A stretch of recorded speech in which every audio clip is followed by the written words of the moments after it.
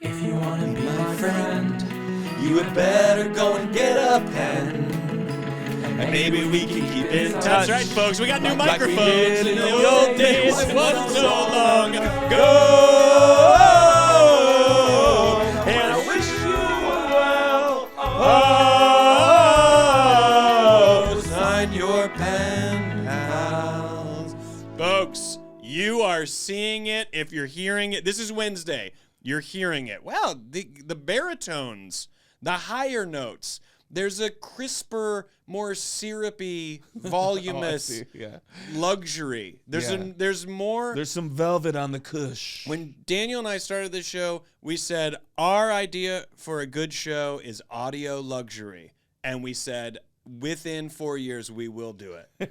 Folks, this is our first episode where Daniel and I have hit audio luxury that we own. Obviously, when we were at Starburns, they had an intense studio. Very. It was insane. Right. It had one of those windows. They had a window where you could look at the other person and you could scream. And there's a murderer behind you, but it didn't matter matter. because they couldn't hear you. Right.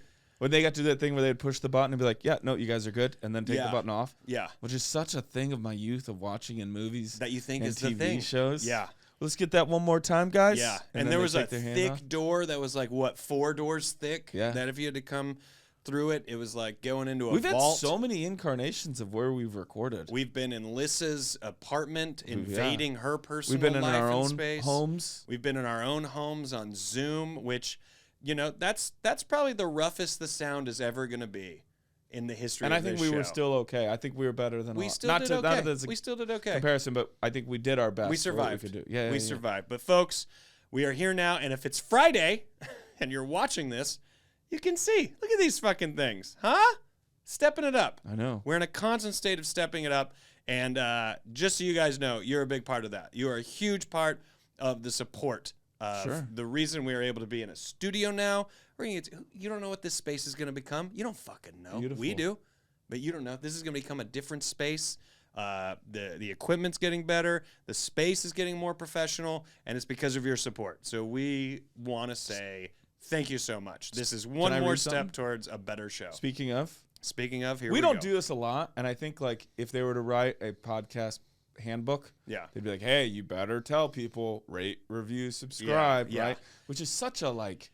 It feels like a trope, like a hack trope, but it truly works. Pen pals don't realize how much it matters. It truly matters. So let's go to the reviews. Okay, you want to hear a couple? I do want to hear a couple. All right, ready? Rate, review, subscribe. It matters. Okay, I grabbed 2 at random, but I'm seeing. I didn't do this on purpose. This is the headline from New Mom 1207. Yeah. Do you have to change that in 10 years when you're not a new mom? To 1208. Psych out. I get it. You got me. If you like Ted Lasso, you'll love Pen Pals. This isn't clickbait. It's my real, true opinion. This podcast contains heartfelt wisdom and insight into life, men showing and exploring their sensitive sides. Bullshit. Hilarious jokes, lots of swearing. Do we swear a lot? I probably do. Bullshit. And even 2 in a row. And even plenty of inappropriate sexual humor. There's plenty of it. Yeah. It's day brightening and thought proving. Thought proving. Yeah. I just love it. It proves thoughts. I've been a fan of DVK since way back in the Doing Lines with Mark days on Douglas movies, and he's my favorite part of Dumb People Town, and he really shines in this podcast through the wonderful counterpoint of Rory. Yes. You cackling idiots make magic every week. Thank you. And then I wanted to read one more from Rising Pallor, which makes me think you can put in whatever name you want. You don't have to stick to it. I would love that someone decided to permanently have that be their AOL Messenger name. It says they gave you 2 clearances, which is a reference, I guess, to a podcast I don't remember that we did. They gave you I 2 had clearances. top-level national security. Oh, that's clearance. probably what it is. But the 2 of us, did you I ever didn't get have clearance? I didn't have a clearance. Huge fan of this podcast. My brother helped hashtag. Wait, was it a question mark? They gave you 2 clearances? 2 question marks. I agree with that. I agree that someone would be skeptical of us being privy to any important information. We had known each other when I was a federal agent. I think about it every day. Because we would have, between the 2 of us, we would have had my federal badge. You know how many cases we could have solved? You know that no one has ever said the sentence, I wish we knew each other when I was a federal agent. Why? It's just a funny sentence. God, I wish we would have known each other when I was a federal agent. Oh man, we would have been great. We would have been a great pair. Yeah. I would have gotten you a job with me. Oh, there. Could you imagine the two of us? That's what we'd be doing now. We wouldn't be doing this. Do you think we would have stuck with it? Yes. That's what a lot of people did in the agency I was in. They used that to get into the CIA. That's or what the we FBI. would be doing.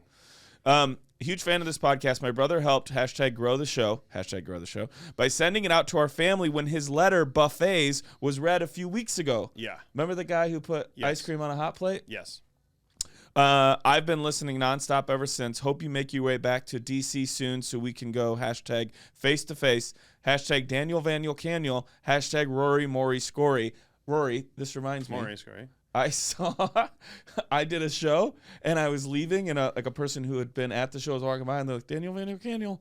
And I literally go, okay, well, thank you for listening to the show.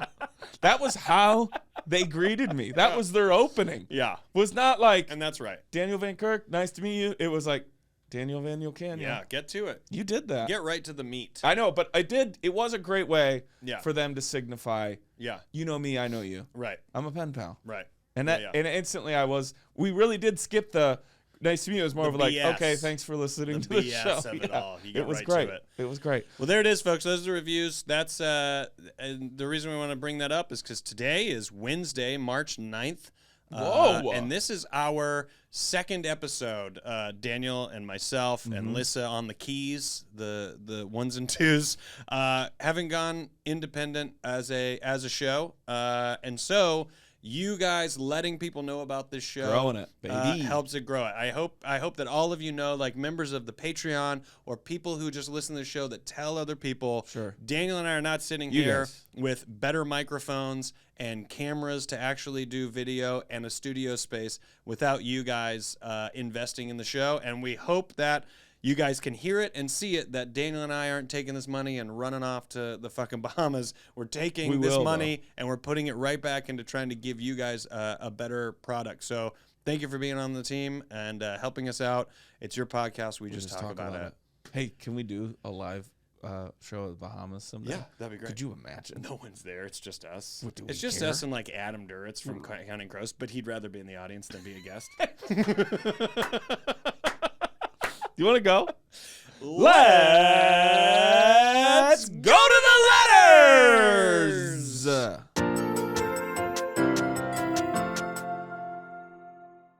Okay, ready? Ooh, Dear P Pals, it's a different show. being That able is to a read it, different show. being able to read it and know that it's just a P and not a EE, you don't, but to hear it, Right. to hear you say it, I was like, yeah. P Pals won an AVN last year. Oh. Okay.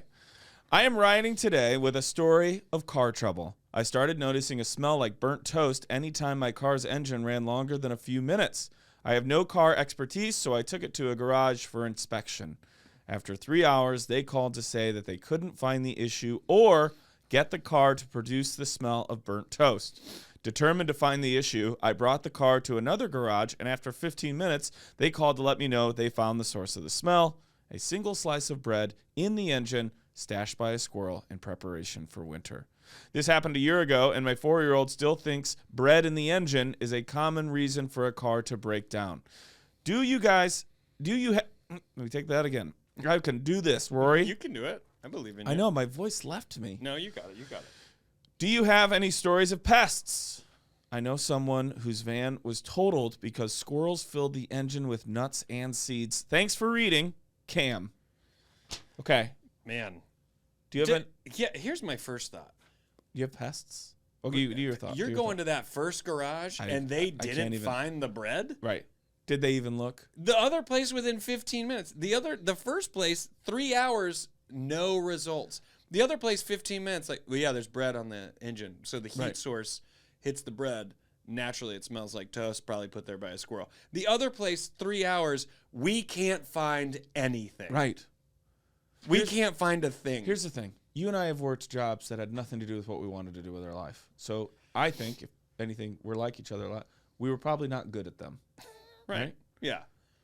People Like, think I was just a secretary. It wasn't like, I was decent. people think you take your car to the mechanic, they work on it. Yeah. Why do you think that? Why do you think just like any other job where somebody goes, "Hey, did you do all those reports today?" The person goes, "No." No. Like, hey, did you and start? I knew I wouldn't. Did you start working on that car yet? No. No.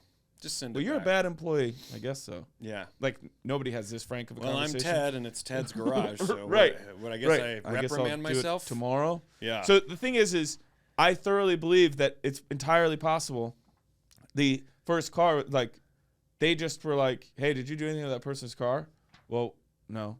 Well, we got all these other cars to work on. Yeah. Well, can you just call them and say we couldn't recreate, we didn't Yeah. know what it was? We Yeah. didn't know? Like, so at least we can get that car out of here, I guess. Yeah, call him and just say we couldn't figure it out. Right. It's all a ruse. Dude, Does Cam call the first place back and go, hey, I've already picked up the car, blah, blah, blah. I just want to let you know, I took it to another place, and within 15 minutes, they told me it was because there was a slice of bread on here a single slice of bread in the engine. Right. So now I don't know where in the engine, but I do know the first place was not willing to check the engine. Also, if it's in the engine, I'm thinking all you had to do was turn the car on and eventually you'd start smelling. I don't think they turned the car on. Dude, this is what when I saw Ted, this letter, right? When I saw this letter, I recently took my car to a Pep Boys, right? Yeah. And there's so many of them, and so many of them are great. I don't mind saying it because this is just my experience at this location, and I'm not naming the location. I took my car there. Garbage. It is in Garbage, California. I took my car there a half hour earlier than my appointment. Oh. Right? No. I knew I was early, so I knew that. I wasn't planning on anything good. It's like when you show up at a hotel at like noon and be like, can I get my room? And you'd be okay with they go, no, we don't have a room for you. So I show up also early. at a hotel on like because we're often flying into cities Early. on a Thursday. Yeah. And when they go, your room's not ready, you go, none of them in the whole hotel. Right. What happens here in Tucson on a Wednesday? I know. What is going on You guys had Wednesday? full boat last night? You had a full boat, last night. Last night. Wednesday. Full boat. And they're just like, like, you know there's a room. I know. I just want to sleep. I know. So I left my car there. It was like 2.5 hours later. They said it'd be done in an hour, right? So I come back like 2.5 hours later. My car hasn't moved. Yeah. It's in the same parking spot where I left it. Yeah. There's also none of that white paper where the floorboard is, right? Yeah. That tells you someone's been in your car. Yeah. And so I'm like, was my oil changed? Did anyone do anything to my car other than reset the alert, right? Yeah. And I needed washer fluid. And I asked the guy, I go, you guys checked all the fluids, everything? Oh, yeah, for sure. The next day, alert goes off, you need washer fluid. And I'm like, I just brought it in. Yeah. So a couple days later, it's been 3-4 days. I go back into the place. I go, hey, I was here a couple days ago, and you guys said you did all my stuff, and it was weird. There was no paper in my car, but the alert was reset. But then it was saying I still needed washer fluid, and I asked you if we checked the fluids, and the woman goes, oh, well, we don't check every fluid in your car. And I go, oh, okay. Well, I asked about it. Specifically about the washer fluid, and the guy said he did it. And she's like, well, we don't do all of them. I go, is washer fluid one of them you do? Uh-huh. And I go, oh, so that would check out that one should have been done? And she goes, yeah. And I go, well, it said it wasn't. And she goes, we might have been out that day. And I go, what do you mean? She's like, we might have been out of washer fluid, so we couldn't put more in. And you thought lying about it and was I go, better. And I go, oh, but when I asked the guy if he did it, he said he did. Yeah. But you're telling me we don't do that. Then you tell me we do that. Then you're saying maybe we were out.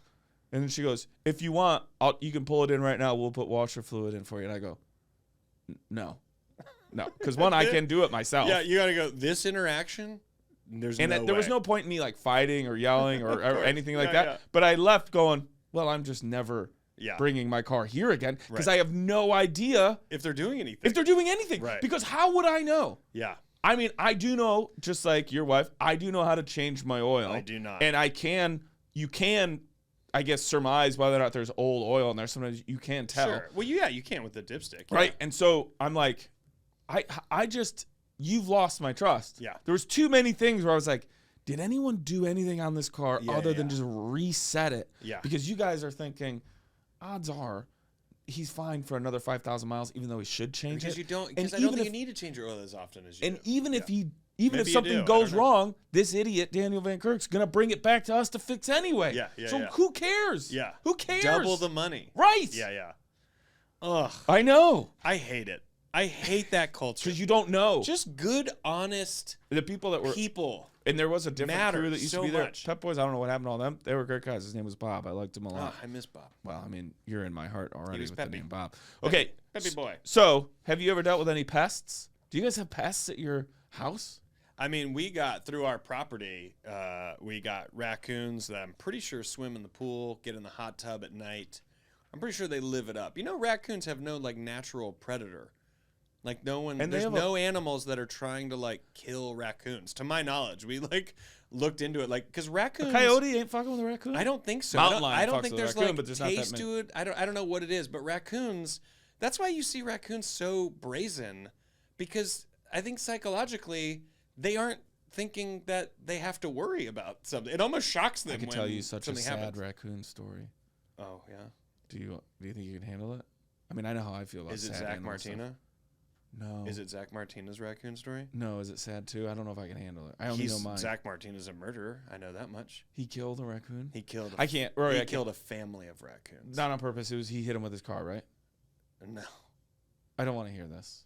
Zach Martina. I just Don't. And I We'll actually, get the worst kind of letters. I actually really hope this can become a clip. Zach Martina Don't. kills raccoons, and Don't. he's a murderer. I really like Zach. He opened for me in Cleveland. Well, now you decide if you like him, because Zach Martina is a murderer who kills raccoons. You're joking around, and I'm getting emotional. I don't like this. I am joking with jokey delivery about a real thing that happened, because Zach Martina is a murderer who kills raccoons. I really don't like this. I think he talks about it on stage.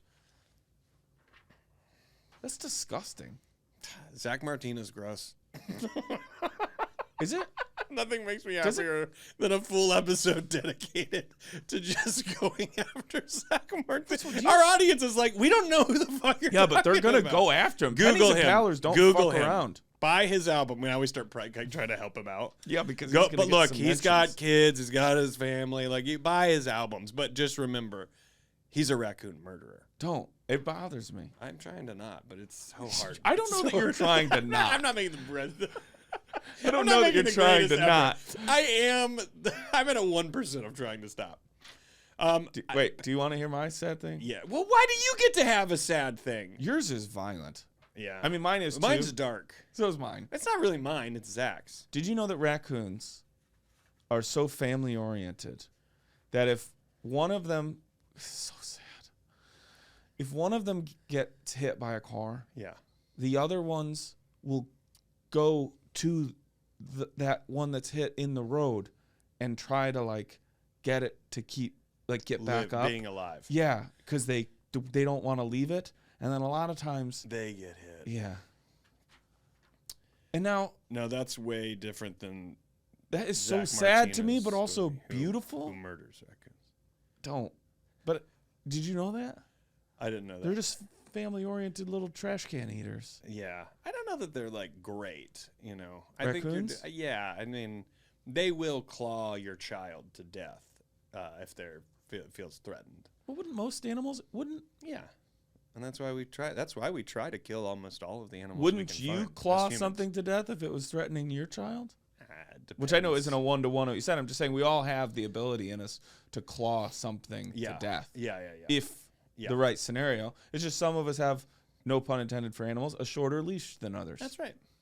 That's right. Okay, so you have raccoons that you think are literally having I think the at night- Schmidt's gay commercial in your backyard every single Skunks. night. We got some skunks. You do? Scott will be in the garage doing stuff, and he'll see some like a skunk go by. I think we're like, because we have a very like you're next to the hill. foliage heavy And yard. yes, you got to have coyotes. I think we're. I have coyotes we on have- my street. We for sure have coyotes. I think we're just like a little pass through for. You guys are? Yeah, I think you're we're a little pass cut through. through. I think for we are. wilderness. I think we're a trail. I think we're on a trail that we're unaware of. Wait, That's kind of great. what you about know? possums? For sure. Yeah. You've seen them? Yeah. Yes. Possums we probably have the most of. That's probably what comes through the most. Wow. We've had so much because Scott's in the garage at night, like doing stuff. Yeah. So he sees them just walk through like the little mid yard, going out to you go seen- over the fence. Have you seen the video of? Lissa will remember. Is it a badger? It's a coyote and a badger, and they're friends. And the coyote, it's like a trail cam on like one of those big sewer tunnels where like Pennywise plays and the kids do, like in it, like one of those. Yeah. And it's like a trail cam, and a coyote comes down like right to left into frame and gets in front of this like tunnel, right? And like stops and like waits, and you can see it like wait for somebody, and then this little portly little ruddy little guy, a little badger, he comes down, and then they walk side by side down the tunnel together. Oh, like I have seen that. I've seen that. They're Yeah, like yeah, nighttime yeah. friends. Yeah. Oh, it's so But wonderful. the coyote is like playfully like, come on. Yeah, I know. Come on, guy. Yeah, we're going. This is Yeah. our thing. We're supposed to do our thing. Yeah. We're supposed to go play poker. We're Yeah. gonna be late. And he's like, the coyote's energy is so playful. It's fun to see. yeah, and then the little guy. I know that coyotes, it's like, hey, watch out for coyotes. I genuinely feel bad for the species of coyote because it's like Remember during prime lockdown when they like showed up everywhere because it was like, wait, we get this back. Great. I don't want to get sad about that, but that was like one of the most amazing things during one of the most trying times for us as a people. Eye-opening that animals were like, oh. The whales had all started showing up and like all these places because like, well, there's no boats out here like scaring the shit out of us. So we're back, baby. Right, yeah. I remember Scott posted a video of a coyote because nobody was in like Los Feliz. Nobody was like around. Just living it up. And he was like, this dude's just cutting through because he's like, oh, all you fuckers are out of the way finally. There's coyotes we see up and down the street all the time. And I see them on golf courses all the time. But I do feel bad for them. They're not domesticated. They're not going to be. And they're in a position of like, like, oh, watch out. They'll kill your pets. It's like, yeah, they're. I mean, it's not a great thing, but they're fucking hungry. That's what I think too. It's like, so we're like, these coyotes, they'll get your dog. I'm like, what do you think? Watch out, coyotes are gonna get your dog. It's like, well, you know what I did is I had a cow fucking murdered so I could have a steak. So it's not like I live in a position of going, well, I'm a little bit better than the coyote that ate a toy poodle. You know what I mean? Right. Yeah. It's like, but I just feel bad for him because like there isn't an option. The only option is you're out there in the wild and you got to find what you can get. Right. And sometimes coyotes in packs, they fucking attack people. I kind of want And it isn't like they're like, hey, fuck you, we hate people. No. They are legit just trying to stay alive like all living things are. I kind of want you to get a little trail cam and just see who's coming through the neighborhood all the time for We've talked about that. We've talked about getting a trail cam to see who just cuts through our yard. Yeah. So far, it's possums, raccoons, and skunks. I saw a mountain lion once. Oh, really? Yeah, dude. Yeah. I was like, whoa. Yeah. Whoa. Yeah. It went up a ravine into somebody's backyard. Yeah. And I was like, I hope the kids Good are luck, inside. dude. Good luck. What's that guy yelling at? Good luck, dude. Good luck. I gotta go. Mountain lion. What is that about when you yell, you don't enunciate? Not you. We all do it. All right, man. Good luck, dude. See you later. It's almost too hard. Later, buddy. You'd have to be a Broadway singer to actually be able to pull off that level of enunciation. I don't really have any pest stories. Can I say really quick? Yeah. This is well documented on my first appearance on the Crab Feast with Ryan Sickler and Jay Larson. We had a goat show up at the cabin. Yeah. Gary, we called him Gary the goat. You did. Alliteration is a big deal in your family. And he, Daniel the drinker, and he, Gary. He just hung around us, like hung around our family. Yeah. Wouldn't call him a pest. Yeah. Just a little animal who showed up, loved jumping up on top of the hot Weber grill. Yeah. And standing up there on top of it. So hooves, really enjoyed it. Is that what you think it is? Probably. There's no nerves, I don't think, in the hooves. Really? I don't know. When you see a horse, when they cut the hood. Have nerves? Great question. I'm gonna say no too, dude. When they take a horse, exactly, and the horse is like, all right. Now, if they go too far, there's an issue. Well, then you're going to do a nail. That's a nail bed area, right? Yeah. I think goats are in the same position. I don't think, like, it's so callous of what, it's like a big callus. Right. Like, that I'm sure he's, like, has no even, I'm sure he actually liked it because by the time that heat hit his body, it was probably a perfect temperature of like, oh, it's kind of warm up here. Yeah. He has no idea that it's on fire at his he didn't even care about the barbecue chicken. Yeah. He just liked the little heat. He's like, I'm not eating that. No. I'm a vegetarian, dude. I don't eat that. You think he was? There's a children's book. Gary the Vegetarian Goat. Is that true? No, I'm saying. No one steal that. Any new listeners? We take that stuff very seriously on this show. But if you do steal it, send us what? Kickback. Give us something. Yeah. What'd you say? 7%? 10%? Be great. 20%. Be great. This is a great letter. I know. I love it. I don't have like a specific pest story. I mean, other than like the usual like wasps that I've had to kill. You guys never had a bat issue? No. Have you ever had to spray wasp or hornet stuff into like their nest or anything? No, what happens? Well, because you need to be so far away that when you spray it, that stream is thick and goes like a water gun out of a spray can. And it's very unnatural because you're so used to like just a like aerosol, right? Like freshener, right? But it is like a stream because you have to be back so like far. silly string. Yeah. Yes. And and it's like foams up, but we've had to spray it into wasps' nests, and I don't think hornets, but wasps in our yard. Got those bad, huh? And you feel bad about it. I mean, it's awful, and this is a horrible way, and also you shouldn't be breathing in. And also, we probably shouldn't be using them. What would be the other option? I don't really know. I don't know because it wasn't like they're in a, some sort of a, like the way a bee's nest. Yeah, would be. They don't have like a nest where you go, just cut it down and move it and have someone pressure do it. I'm surprised you never got into bees. Anyway, now I kind of feel bad that I took it so hard to Zach. I mean, I guess I'm an animal killer too. Don't say that. All right. You are going to get into bees. Bees are going to make a deal in your life someday.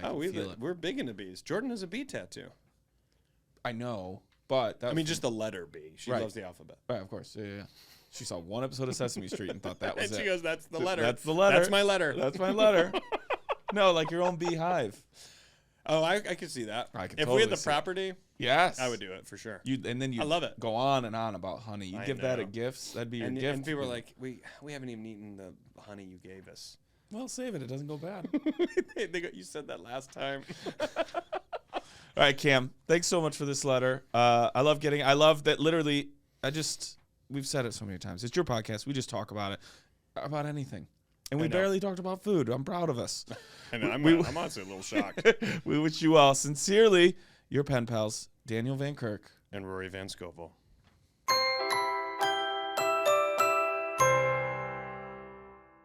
And we are back. We're back, folks. Let's get right into it. Hey, wait, before you do. Oh yeah, what pluggity plugs? What do you got? Well, I'm on tour again. Right, not right now. You're here. Well, I know, but beginning of April, I'm going to be in the East Coast, like Boston, New York, hopefully Philly. All those things by the time this comes out might already have been revealed. Northeast. I'm still learning geography. Don't worry about it. If you go far enough, you are where you said you were. And that's going. what I was thinking. Right. Yeah. Take the long way home. Supertramp. So everything's up at danielvankirk.com. Plus, I do a trivia night, which I could not be more proud of. The work that Lissa Rubin, who produces this show, put into making that like professional and fun and great. I'm plugging something that benefits me, yes, but also I'm offering you a really good time. Plus, there's bingo and a whole bunch of other stuff. That's all at danielvankirk.com, and then I'll be at Moon Tower. Rory. Physical. Watch it. I know I say it every week, but tell people about it. Yeah. Season 2 is going to be out in June. You know? Or you feel? Pretty sure it's June. Okay. No specific date yet. And then, if you follow me on Instagram, that's where I've been kind of posting if I have any local shows. And right now, the plan is also Moon Tower, and the plan is also a live Pen Pals at Moon Tower. So if you're looking for an excuse to get to Austin, Texas, do it that weekend of late April. I believe it's like the 21st, 22nd, 23rd. Yeah. Yeah, if you're feeling like that's a good time frame for you to get to Austin and see what's going on, come when it's going to be super crowded and filled with comedians doing shows. Also, you know what? Right after that, guess where I'm going? Where? Little run. I'm doing Savannah. Oh, nice. And Atlanta? Atlanta. What are you doing in Atlanta? Do you know yet? No. Okay. And Asheville. That's I'm fun. doing a little quick run around that, and then I'm going to go see My Morning Jacket. Where? At a festival in Charlotte? Atlanta. No, in Atlanta. Raleigh. I think it's in Atlanta. It's probably Atlanta. It's all that stuff's at danielvankirk.com. Hey, and if you want to send us a letter, if you don't know us by now, I'm not going to sing that song. You don't know us by now. You will never know us. Care of the Pen Pals podcast. If you want to send us some snail mail, we love it. It's 5419 Hollywood Boulevard, Suite C, number 121, Los Angeles, California 90027, or the Pen Pals pod at gmail.com. Rory. Hey, you two cackling idiots. Parentheses, no bickering during my letter. That's right. Why would we? We'll bicker if we want. Yeah, I know, but also, we don't know that he put your name second. Yeah, and I always identify as an idiot, so I feel like maybe I am second, and you're cackling. Cackling an idiot. This is Cackling an Idiot on Light Rock 93.2. Now, you're in town this weekend doing shows. Yeah, tell us a little bit about what's going on in the club. What's a joke people are going to hear if they're coming out this weekend? What do you end the show with? How do you get into it? How do you get started? What made you think you could do this? Let me guess, you were getting kicked out of class a lot growing up. It's a universal story. Well, class clown. First of all, I love that you deal with difficult and somewhat taboo topics with such calm and rationality and with humor, of course. I feel like that's hard to find, not only in podcasts, but in people as well. Speaking of a taboo, diving right in, my dad committed suicide when I was 9. He had a long, difficult depression ever since I was 1, so I never had a dad who would have been present, emotionally or physically, to be honest. On top of being bipolar, manic, and narcissistic, he never aimed to be present in everyday family life either. Only memories I have of him are him chain-smoking on the sofa with glassy eyes or suddenly being forcefully playful and suggesting a trip to an amusement park, 0 or 100. Oof. I feel like when people pass away, they get this halo around them. You've joked about it too. They become perfect and sacred. Often when a child loses a parent, they thrive to be like them. Or if not thrive to be like them, anything similar they notice having alike becomes valuable and treasured. Well, not for me. Something that I find ironic and funny is when people were good, their good traits are seen in their kids. Like, Tim, your dad was a war hero. He was brave, and so are you. Well, I've always ran from my dad. I've always had a fear of mental health and suicide due to him. No one would say to Tim, your dad killed himself, and I'm sure you will too. Which I know is dark, but that is such a funny, thing to notice, and is so absolutely true. You know what I mean? That's a kind of joke where you feel bad, you feel a little bit bad laughing at it, but you're like, it's pretty good observation. Pretty on. Yeah. But both of those statements are equally true in a sense that you might end up like your parent or not. Nurture versus nature and all that. Poor Tim. On top of all, my dad was an author and very successful in it, and that truly was his reason to exist. Now I am 30 and working in the creative field as well. Those fears surface again and again, not only in my mental health, but also in my work. How similar am I to my father? So, what do you think about parent and child alikeness? Do apples fall from the tree, and how far? Do you have anything you fear to inherit from your parents, or do you fear your kids would inherit some negative traits of yours? All the best and love. Keep doing what you're doing. Ava. Or Eva. Eva, she, her.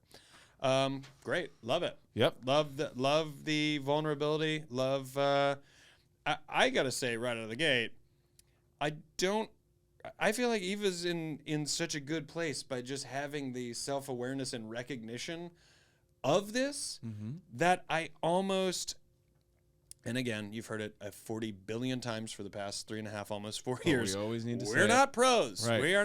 We don't know how to even spell science. Definitely not psychology. Is it an S?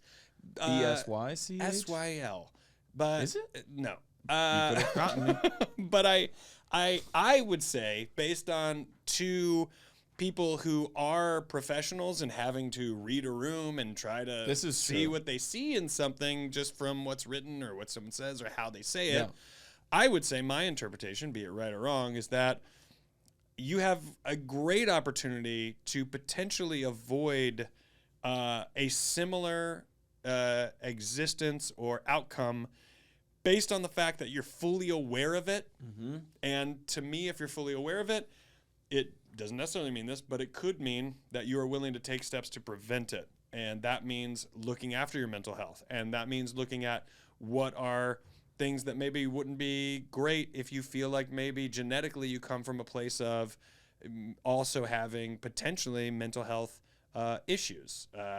And I think, even the tone of this letter, I personally have a lot of confidence in you. Sure. And not saying that you're going to have a similar story as your dad. None of that's 100%. And I think why I like this letter and I think why Daniel likes it is because it raises a great question for a lot of people, not even just in a sort of sadder space, where it's as thick in terms of something traumatic like this, but even just like, and I don't know what you, in your lifetime, you've been told about your dad. I don't know what, I know that your dad left. Sure. But I don't know what you know about him to where if there's ever a moment where your mom or Rosemary or anybody in your family ever's like, Oh, I'm pretty, that's I'm pretty like familiar with him. that's like Daniel's Yeah, dad. I've Like, seen yeah. him, I don't know, maybe 30 times in my life. Okay. Over a course, if you added all the days up, maybe Yeah. maybe 2 months. Do you have some kind of likeness? Has anyone ever pointed out any sort of a likeness? And I don't mean physical. I mean like The show? I don't mean like the show physical. Apple TV Plus. I'm just constantly plugging. Why not? But you know what I mean? Like if someone goes, "Oh, that's your dad used to say it like that," but like something you never heard, but you just do it because there's something I don't genetically know. in you. No, not Yeah, really. Not so much. Yeah. I get a lot of my grandpa, Yeah, sure. and then because this is what I think. I wouldn't be. This is going to sound bold, but it isn't. I wouldn't be surprised if your genes, your parents, your family, the where you get the makeup of who you are as a person, and I mean literally like your. What am I trying to say? What you are organically, what you're made. Yeah, of. yeah. Yeah. I wouldn't be surprised if that determines the type of person you are. Okay. But I think the people who raise you or who you with determines a lot of how you behave. Yeah. So So there is a little bit of nature and a little bit of like there's nurture. people as funny as we are, but the way they were raised, their behavior makes them more reserved or more quiet. The funny gene still is still in exists. them. Yeah, Yes. yeah. But their behavior. Now look, have you reminded people that we're not professionals? Yeah. Okay. There's somebody who's Add gonna anything. go, here, a-hole, read this dissertation on why you're wrong, and I'll go, yeah, you're right. And then Yeah, somebody else will go, actually, Daniel's right. Yeah, that's how it works, right? I know. So, but I think that a lot. So, I know that there is a lot of who I am that, I mean, newsflash, a lot of who I am due to Diane and Rosemary. Of course. A lot of Rosemary. Yeah. But then I also think a lot of Bob Van Kirk, too. Right. So I bet you there's stuff that inherently I have from the person who is supposed to be my father. Yeah. But I wouldn't be surprised if I don't behave like him. Or identify it. Yeah. I Yeah, don't yeah. really care. Yeah. That's the weird thing, too. Yeah. I was just, Lisa and I were just talking about this the other day. It's really hard to, well, I mean, I don't really care that much about it, but which is funny because what I'm about to say. It's really hard to show that you don't care. Right. Yeah. You just have to say that you don't. Right. And then Yeah. people get to decide if they believe you or not. Yeah. They get, like, it's kind of like Hooters, right? Right. It's kind of like, sure. I bet. I can't believe that's come up as often I'm as sorry. it has. But, yeah, so, like, I don't really care. Yeah. But I say that because with the admittance of, like, here are all the things I do care about. Yeah. So when Eva says here, do apples fall far from the tree and how far? I think I don't know. Well, here I think it's based in that nature versus nurture. For instance, in a world where your dad is a different person and doesn't leave, you might grow up going, I don't know, maybe I'm a little bit like Rosemary. I don't know. I was with my dad a lot and I'm a lot like him. You know what I mean? Behavior. It's exactly. And I think it's like, sure, the genes are there. You've got Rosemary's genes, you've got your dad's genes, your mom, like you have all of that DNA that's been, carried down over time, that is running in your system, that is making up who you are. But then you also have your own independent mind that might see little things your dad does that you like or dislike. And people might be like, what's so funny is your dad always does this, but you don't do it. And like, you might not even be consciously aware of like, oh yeah, you don't because you don't like it, because you don't think about it. Right. You know what I mean? Like, even if But like, have you even told you like your mom? no, it's kind of, I would say yes and no. Like, it's a place where when someone does, if that's ever been said to me, it's already been built into my like sort of emotional defense that I feel like someone's just being like, hey, and I think this would be a nice thing to hear. Do you know what I mean? Right. As opposed to being a fact. But then I also have that other half of me that goes, yeah, but I want it to be a fact, and why do I have to be such a pessimist about someone trying to tell me a thing that maybe is the truth? True. Do you know what I mean? Yeah. And so I think because someone telling me something that's similar to mom lives in that sort of in between space, it's hard to feel one way or another about it because I've already discounted it as you're trying to make me feel good, and I've also already discounted it as like, oh, or accepted it as like, oh, maybe it's the truth. And those two things hit each other head on and nothing changes. I think. Do you know what I mean? Yeah, you could co-sign this or not for your own perspective. I think I'm more informed of who I am. Let me say it this way.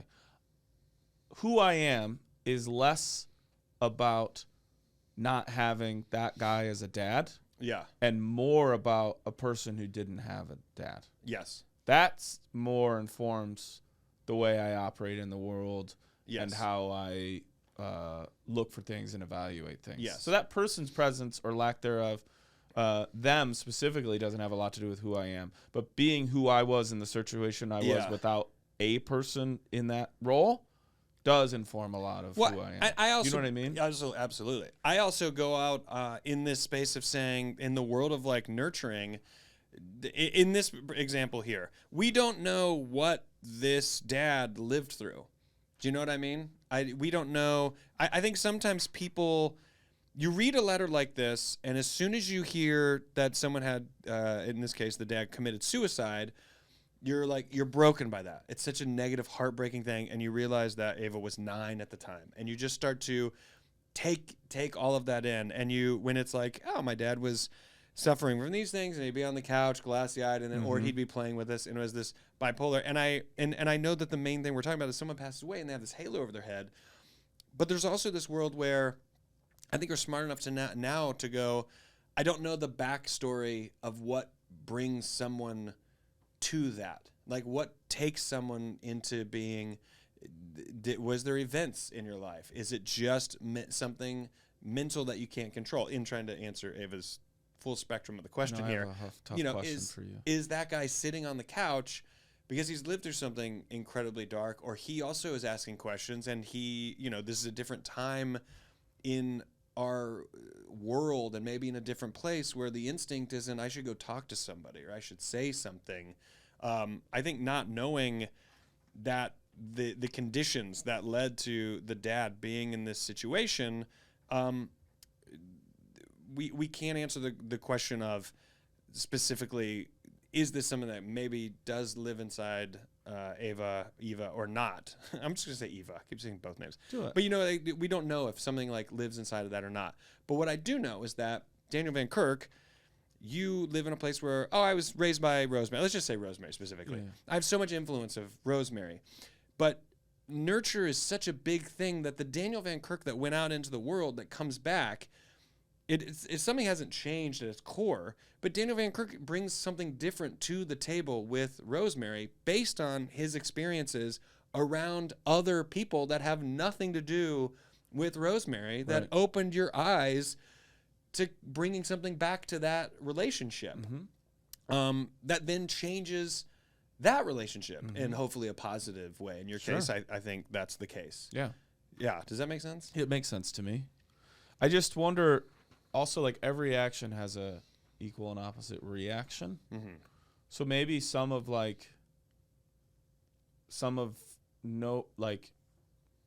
we're so raw at our youth, like everything is, there's not a lot of gray yet, right? Yeah. And so when you're like, my dad was mean, now my dad wants to go to an amusement park, and you just see these things flatly as a child, like, that's wild. Right. And then my dad kills himself. I wonder if, like, I don't want to give that turmoil any credit, so I hope that isn't how it's coming across, Eva. But I wonder if your cognitive feels like the wrong word, just your awareness of what's happening here and why that's unhealthy kind of is allowing you to really be on top of your mental health. And like your reaction to that is like, well, I'm never going to let that darkness grow in me. And if it does grow in me, because we can't always control our depression, our emotion, we recognize it and we deal with it. And so you are not maybe like your father, but you are benefiting. Sadly, you have to. You don't have a choice. But thankfully, you're benefiting from that experience. Yes. Because it showed you, don't do this. Yes. You know what I mean? Don't Yes. let yourself go down this road. Yeah, And you're I'm not making- saying, lucky you had a No, but a father it's who adaptation. Was, it's just simple I don't adaptation. think that at all. I don't want that to come across Of that course. I'm like, good thing your dad was No, I don't bad. think so at all. I think it's adaptation, and you look at it and you go, because you are made aware of this mental illness, this issue that your dad had, you're in a different position of how you handle it. So I would say, in the world of saying, am I similar to my dad? It's like, well, I don't know. If you started to feel like you were heading down a darker road and you decided to go talk to someone, and I can't sit here and say that the dad definitely did or didn't do that, but my assumption is that, you live in a different position of going, well, I know that happened. And so because that can happen, I can do this. For instance, my dad passed away of a heart attack. My mother had a heart attack when she was dealing with cancer in the hospital. My grandfather died of a heart attack. I benefit from that information Same. by going, you know what? I'm going to make sure that I fucking hit up that cardiologist often. When someone says every 6 months, once a year, whatever it is, Right. I will be there because I have the benefit of this information. My aunt, Connie, who survived, she had a heart attack. There's enough evidence there to go, hey, there's evidence in the Scovel gene that maybe the heart's not doing the best. Right. And so I benefit from having that information, which is what you're saying. It's not a benefit in a way where you want it, you know, but you adapt and you go, well, this thing happened that I can't change. But what I can change is how I maybe handle What can I take from it? my experience if this were to happen to me, or how can I prevent this from happening to me? Right. It's like Dana Van Kirk, never wore a seatbelt, died in a car accident. The next person down the line goes, I think we should wear seatbelts. Right. Well, maybe you don't die in a car accident. Right. It's Right. not. Right. It's not a positive Right. benefiting. Right. I mean, it is. It is and it isn't. It is and it yeah, isn't. it's not. I'm glad he's dead because now Right. I won't die in one. It's Right. like, no, but I'll tell you what, he died in vain if you don't. And I think that's what people mean when they say they died in vain. It's like, yeah, it's not that you intentionally wanted to die in a car accident because you didn't wear a seatbelt. I don't. But if the next person died, then Daniel's kid did the same thing. You go, I feel like that was a miss. There's I feel like opportunity, opportunity to been- take something from Yeah, that. that could have been prevented. Right. Before we go out of this, though, are there anything you fear your child inherits from you? You know what? I feel emotional distress. I think about this all the time. What kind of anxiety and stress am I putting into my child? I think a lot of parents deal with that all the time because it is real stuff that you talk about, things you worry about. Kids read everything. They read your tone. It's their survival. It's how they, as the human species, has survived. Adapting. It's why we're here as a species at all, because of this intuition at a very young age. And so I just worry. I worry that there's more anxiety and stress than she needs because you don't know the long-term effects of that. And you also don't know, it's why your child seeing you apologize. It's why your child seeing you sort of You know what I think is big? command. Your child seeing you be respectful. Yeah. Your child. What about seeing letting you your care. kids see you take ownership of a situation? Exactly. That goes so far. Accountability, saying, Like I remember messed up. I think it was on here. You were in the car and and Elliot said to you, "This is not that big of a deal." Yeah. Did That was a very big moment for us. But that's also another moment. and you were where, like, "Yeah, I am really upset." Yeah. And maybe it isn't that big of a deal. Yeah. I will say, closing up, I will say this because that actually reminds me of it. Flying off the handle the way I did in that moment with Elliot in the car was so reminiscent of how my dad would respond. And I think maybe I said it on here. I know I said it potentially when I was on stage with Judd, where that first came out as like a thing I talked about.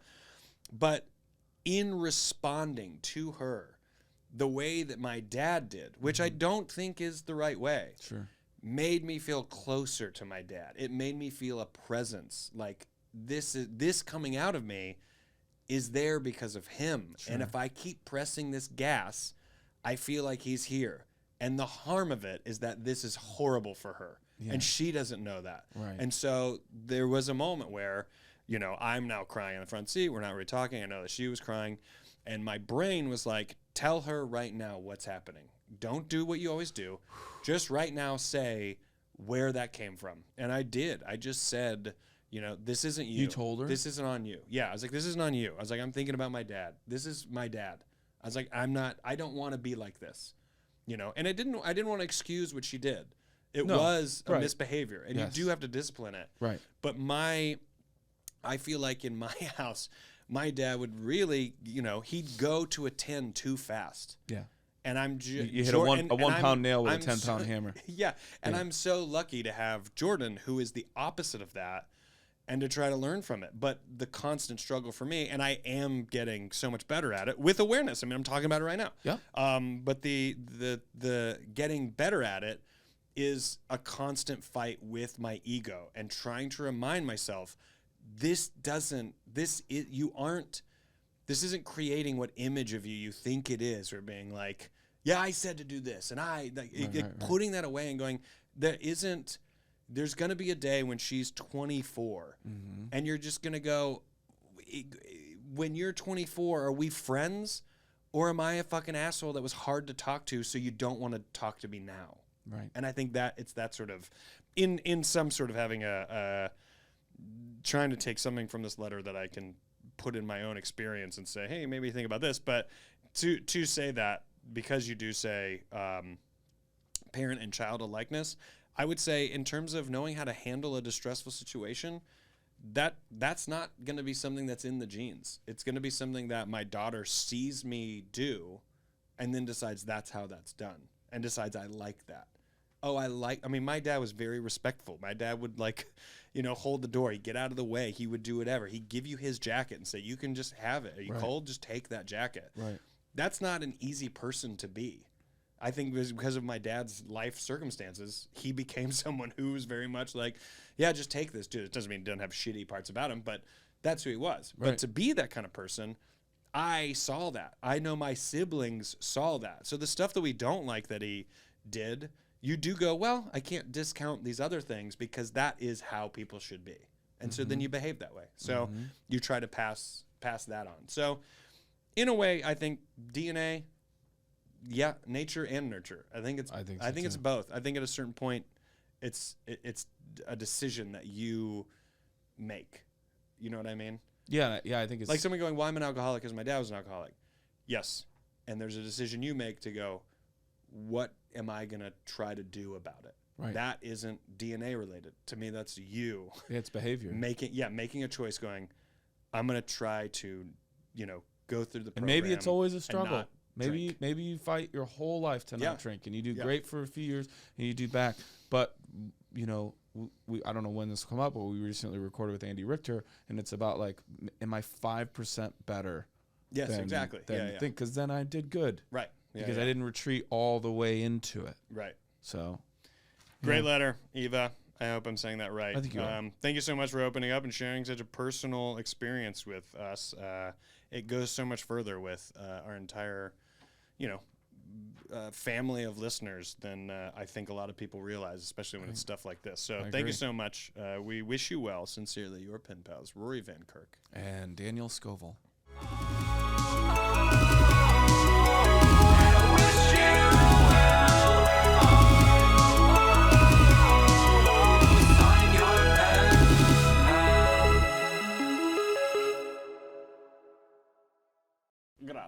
Grazie.